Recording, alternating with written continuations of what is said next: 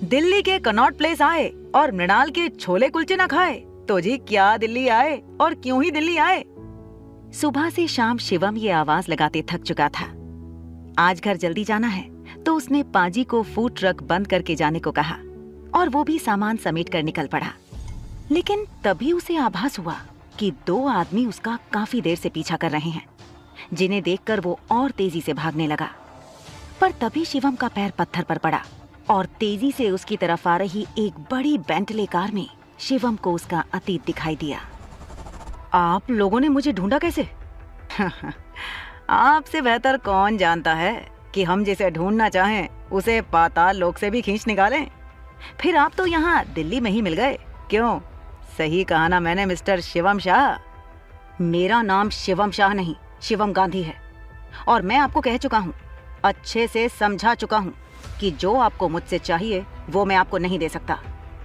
तो मैं ये मान लूं कि आप सच में सर यानी अपने दादाजी का इनविटेशन ठुकरा रहे हैं।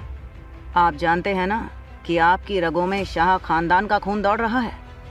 वो शाह खानदान जो सिर्फ दिल्ली में नहीं, इंडिया में नहीं, बल्कि पूरे वर्ल्ड में मशहूर है। भाड़ में गए आपके सर। जिस पल उन्होंने चुपचाप खड़े होकर मुझे और मेरी माँ को अपने बेटे के हाथों बेइज्जत होते देखा, उसी वक्त से उनसे मेरे सारे रिश्ते नाते खत्म हो गए। हाँ, जो हुआ वो गलत था, लेकिन उनके पास कोई चारा नहीं था। वो मजबूर थे। पिछले 2 साल से उनकी तबीयत बहुत खराब है और उन्होंने ही हमसे कहा था कि किसी भी कीमत पर आपको उनके पास ले आएं। कोई तो राज है, लेकिन उनका काम अब आपके बिना नहीं चलेगा, ये तो साफ है। उस आदमी की बातें सुनकर शिवम को 15 साल पहले हुई घटना याद आ रही थी, जिसने उसकी जिंदगी पूरी तरह बदल दी। उसकी माँ जमीन पर गिरी पड़ी है, उसके माथे से खून निकल रहा है और कोई उसे मार रहा है। पास में खड़े दादाजी कुछ भी नहीं बोल रहे। इस दर्द भरे मंजर को भूलकर शिवम ने कहा, देखिए, मैं आखिरी बार कह रहा हूं, वो दिन मैं कभी नहीं भूल सकता। उस दिन मेरी माँ के साथ जो सुलूक हुआ, उन्हें सर के बेटे ने धक्के मारकर बाहर निकाला था। और क्या गलती थी उनकी? हाँ, यही ना कि वो। इतना कहते हुए शिवम अचानक से रुक गया। उसके दिमाग में हजारों सवाल चल रहे हैं।